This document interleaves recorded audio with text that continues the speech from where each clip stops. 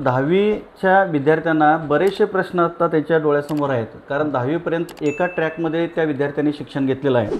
पण 10वीनंतर असे अनेक ट्रॅक निर्माण होतात आणि प्रत्येक विद्यार्थी असतील किंवा पालक असतील त्यांच्या मनामध्ये एक संभ्रम अवस्था आहे की आपण आपला पाल्य कोणत्या शाखेकडे जावं, किंवा विद्यार्थ्यांना देखील टेन्शन आहे की आता मला काय केलं पाहिजे.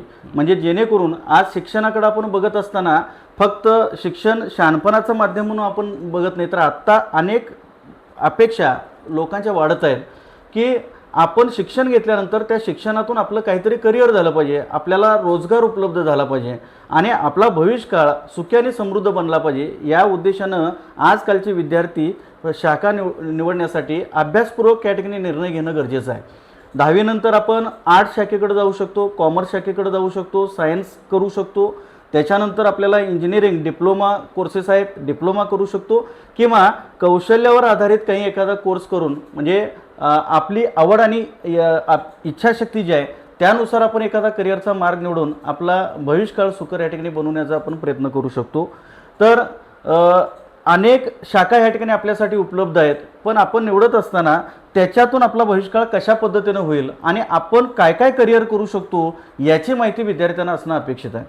कारण एकदा आपण एखादी शाखा निवडली तर परत आपल्याला रिटर्न येण्याचा मार्ग नाही आहे, लक्षात घ्या. तो वन वे ट्रॅक आहे. तुम्ही एकदा निवडला, 8 शाखा निवडल्या असेल तर बऱ्याच वेळा काय होतं की काही मुलं काहीतरी टार्गेट ठेवून या ठिकाणी भविष्यकाळाचं शिक्षण घेत असतात.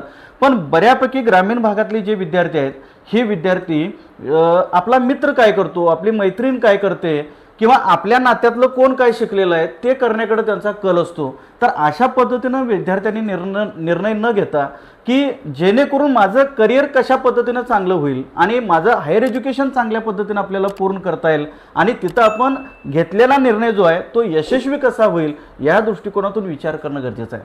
बऱ्याच वेळा काय होतं, कुणीतरी सांगितलेलं असतं आपण आणि एखादी शाखा निवडतात मुलं आणि नंतर त्यांचा इंटरेस्ट त्याच्यामध्ये नसल्यामुळं अर्धवट शिक्षण राहतं आणि त्यांचं करिअर होऊ शकत नाही, लक्षात घ्या. त्यामुळं कोणताही शाखा निवडत असताना विद्यार्थ्यांनी सर्वप्रथम या ठिकाणी अभ्यासपूर्वक निर्णय घ्या आणि भविष्यकाळाचा एखादा टार्गेट ठरवून या ठिकाणी निर्णय घ्या. कारण आता 8 शाखेकडे काही मुलं जात असतात. आता सध्या जर बघितला कारण स्पर्धा परीक्षेकडे जाण्याचा विद्यार्थ्यांचा कल वाढलेला आहे, लक्षात घ्या. आणि इंजिनिअरिंग किंवा मेडिकल फील्डमधली मुलं देखील कॉम्पिटिटिव्ह एक्झामला उतरायचे.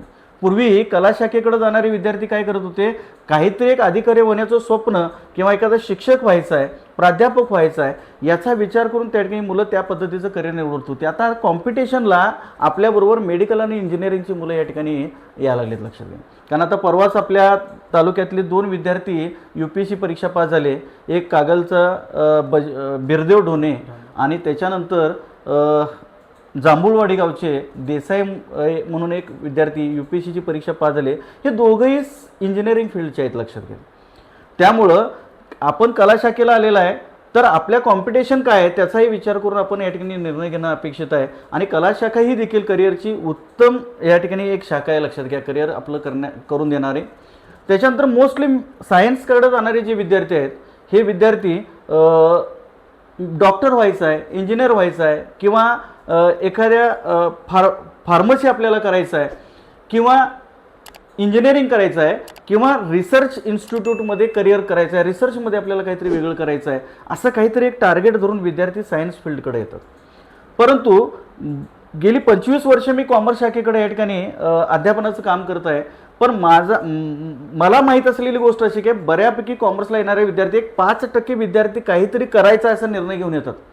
पण 95% असे विद्यार्थी आहेत जे मला आर्ट्सला जायचं नाही आणि सायन्स मला जमत नाही म्हणून काही मुलं कॉमर्सला येतात.